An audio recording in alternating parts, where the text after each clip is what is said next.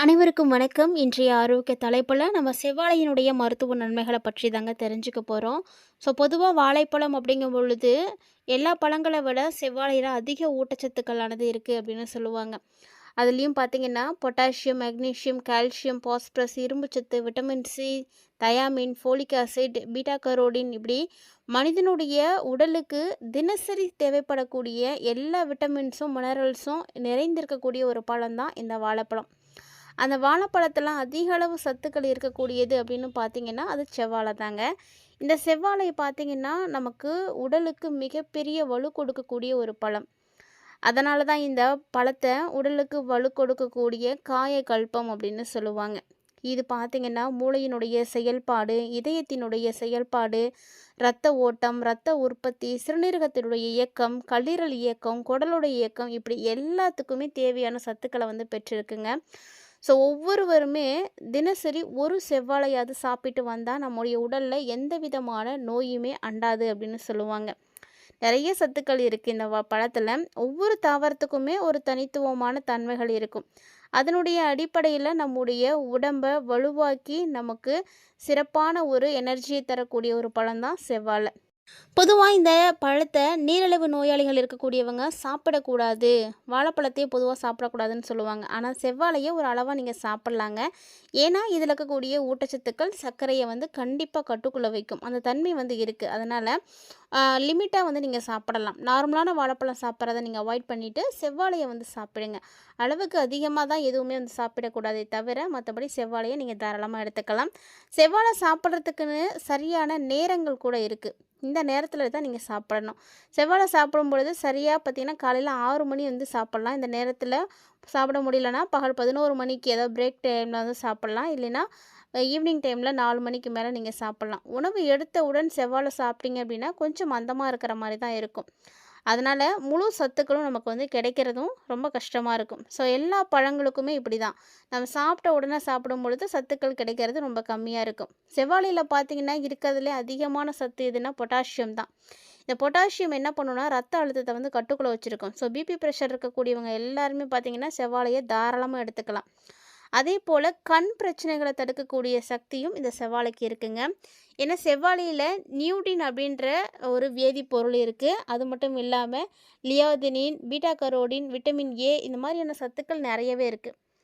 இது எல்லாம் என்ன பண்ணும் அப்படின்னா கண்ணில் இருக்கக்கூடிய செல்களில் ஏற்படக்கூடிய பிரச்சனைகளையெல்லாம் சரி பண்ணக்கூடியது.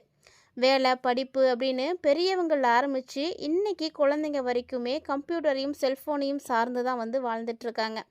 இப்படிப்பட்ட வாழ்க்கை தொடர்ந்து இருக்கும் பொழுது தொடர்ந்து அவங்க கம்ப்யூட்டர் பார்க்குறதுனாலையோ செல்ஃபோன் பார்க்குறதுனாலையோ உடனடியாக வரக்கூடிய பிரச்சனைகள்னு சொல்லக்கூடியதுன்னா கண் செவந்து போகிறது, இல்லைன்னா கண்ணில் எரிச்சல் ஆகிறது, கண் வலிக்கிறது, கண்ணில் நீர் வடிகிறது, இந்த மாதிரியான பிரச்சனைகள். இது எல்லாமே தடுக்கப்படணும். வயதினுடைய காரணமாக கண்ணில் உள்ளடுக்குகளில் இருக்கக்கூடிய தசைகளில் ஏற்படக்கூடிய பாதிப்புகள் இப்படி எல்லாத்தையுமே தடுக்கணும் அப்படின்னா செவ்வாழையை நீங்கள் தினசரி எடுத்துக்கோங்க. அதாவது காலையில் 1, ஈவினிங் 1 அப்படின்னு நாள் 1க்கு 2 பழம் நீங்கள் சாப்பிடலாம். அதிகமாக கிடைக்காதவங்க ஒரு நாளைக்கு 1 பழம் சாப்பிட்டாலே போதுமானது தான். இது உடல் சூட்டால் கண்ணில் ஏற்படக்கூடிய எரிச்சலை கூட தடுத்து நிறுத்தும். செவ்வாழை பழத்தை நீங்கள் மெல்லிய துண்டுகளாக நறுக்கி கண்ணில் அப்படியே மேலே வச்சிங்கன்னா கூட அந்த கண்ணுடைய எரிச்சல் சரியாக போகும்.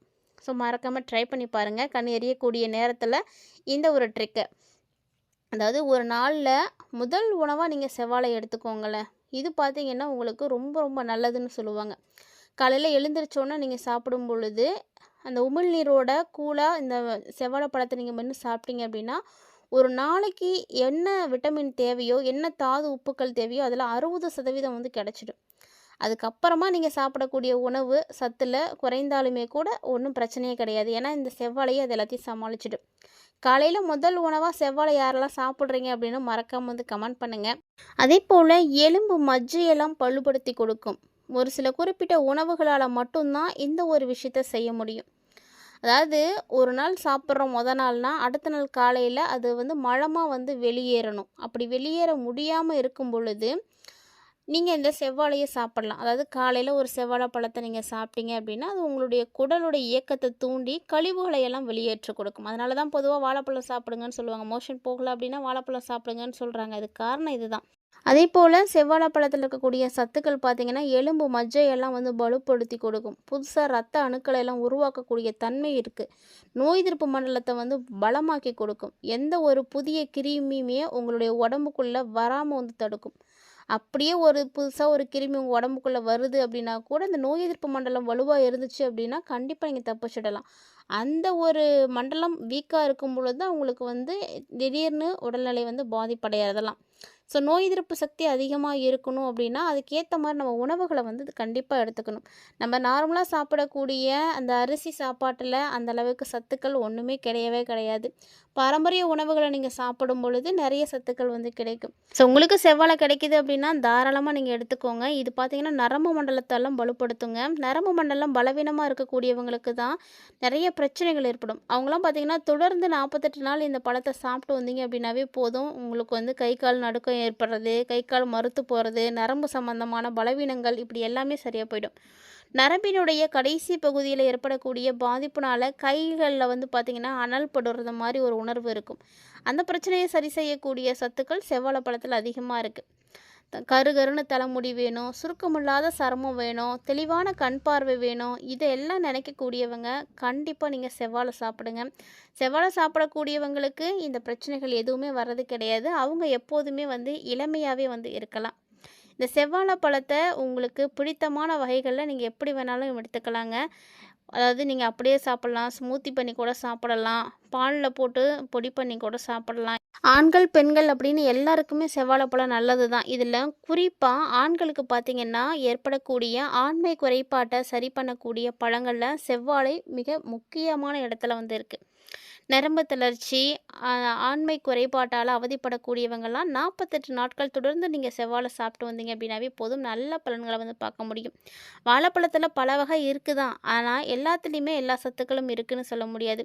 ஒரு சிலதில் தான் உயிர் சத்து இருக்கும், சிலவற்றில் சுண்ணாம்பு சத்து இருக்கும், ஒரு சில பழத்தில் இரும்பு சத்து இருக்கும். பலரும் அறியக்கூடிய அளவில் நீங்கள் எடுத்துக்கும் பொழுது செவ்வாழைப்பழம் ரொம்ப உங்களுக்கு யூஸ்ஃபுல்லாக இருக்கும். ஏன்னா செவ்வாழையில் மட்டும்தான் உயர்தர பொட்டாசியம் இருக்குது. இந்த பழத்தை நீங்கள் சாப்பிட்டீங்க அப்படின்னா சிறுநீரகத்தில் கல் ஏற்படுவதை வந்து தடுத்து நிறுத்திடும். அது மட்டும் இல்லாமல் விட்டமின் சி அதிகமாக இருக்குது. செவ்வாழையில் ஆன்டி ஆக்சிடென்ட்ஸும் அதிகமாக இருக்குது. ஸோ பார்த்திங்கன்னா 50% நார்ச்சத்து இருக்கிறதுனால கண் பார்வையால் பாதிக்கப்பட்டிருக்கக்கூடியவங்களுக்கு செவ்வாழை வாங்கி கொடுங்க. அவங்களுக்கு வந்து அது சிறந்த ஒரு மருந்தாக இருக்கும். அதே மாதிரி கண் பார்வை குறைய ஆரம்பிக்குது அப்படின்றவங்களும் கண்டிப்பாக தினசரி செவ்வாழை பழத்தை வந்து சாப்பிட்டுவாங்க. கண் பார்வை வந்து தெளிவடைய ஆரம்பிச்சிடும். மாலைக்கண் நோயால் பாதிக்கப்பட்டிருக்கக்கூடியவங்க யாராக இருந்தாலும் தொடர்ந்து நீங்கள் 48 நாட்கள் செவ்வாழை சாப்பிட்டுவாங்க, எல்லாம் சரியாக போயிடும். நரம்பு தளர்ச்சி ஏற்பட்டிருக்கு, உடல் பலம் வந்து குறையுது, ஆண்மை குறைபாடு ஏற்படுது அப்படின்னா கண்டிப்பாக உங்களுக்கும் ஒரு சிறந்த மெடிசனாக இந்த செவ்வாழை தாங்க இருக்கும். தினசரி இரவு ஒரு செவ்வாழை சாப்பிட்டு வந்தீங்க அப்படின்னா, அதுவும் தொடர்ந்து 48 நாட்கள் நீங்கள் சாப்பிட்டு வந்தீங்க அப்படின்னா நரம்புகள் எல்லாம் பலம் பெற ஆரம்பிச்சிடும், ஆண்மைத்தன்மை சீராகும். ஸோ குழந்தை இல்லாத தம்பதிகள் தினசரி ஆளுக்கு ஒரு வாழைப்பழம் சாப்பிட்டுவாங்க.